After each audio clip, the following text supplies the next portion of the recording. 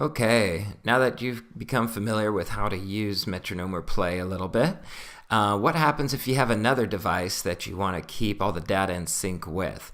So, by default, everything that you do and change in here saves to your browser's local storage in IndexedDB. And so, if you close your browser and reopen it, you'll still be able to access everything that was there previously. But if you open it up on another browser, you're going to be starting over from scratch because there is no centralized server to sync stuff with. Enter the login. So if you go to your little settings icon and scroll all the way down, there's a little tab for login. Now if you hit this login button, you'll see a little prompt like this pop up. Now for data sync, Metronomer uses Firebase, which is a Google product. So it's Google's Firebase, which is a real-time database. And so not only is it very low latency around the world as far as real-time updating, but it also uses Google's encryption that they use for all of their account sign-ins and Gmail and everything else. So it's a pretty secure way to keep your data in sync. Now, all that to say, you have a few options here to sign in with an existing account somewhere. Just whatever you sign in on with here, you need to make sure you use the same method to sign in on your other accounts. So I'm going to click sign in with Google since I already have a Gmail account.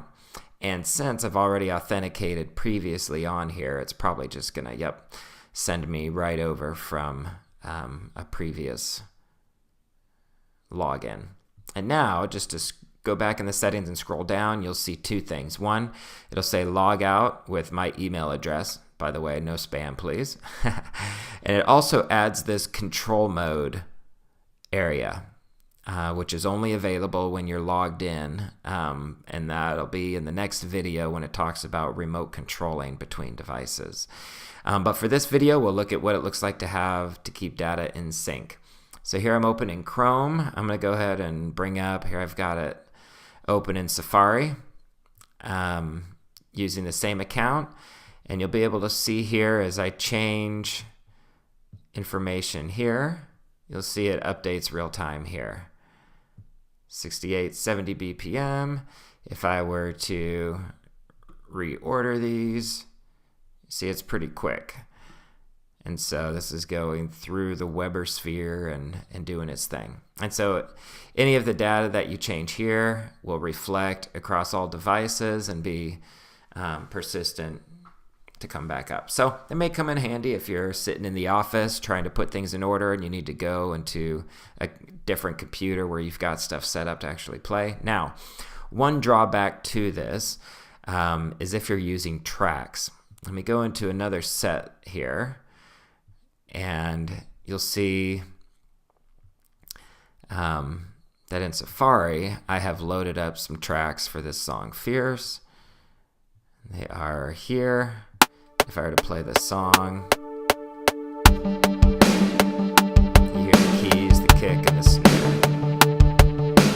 snare. Now, since these are stored within an IndexedDB database within this local browser, those three files are pretty massive. They probably are about 130 megabytes. So that is not synced over here. So if you were to go to the same set list in your other browser, you'll see a little notification that says tracks are missing within this local browser. It'll still show that they're there, but it will not play them back. Now, since I do have a pad, you'll still hear the pad and the click for this song, but you're not going to hear the tracks. So, unless we get, maybe in the future, we'll address some huge cloud data storage thing. But otherwise, in the meantime, just be aware that that is a drawback of that, is that everything syncs except for any tracks that you may have loaded on that device. You would need to go back in and actually load them on that local device. All right. Well, that's a little look at the real-time data sync.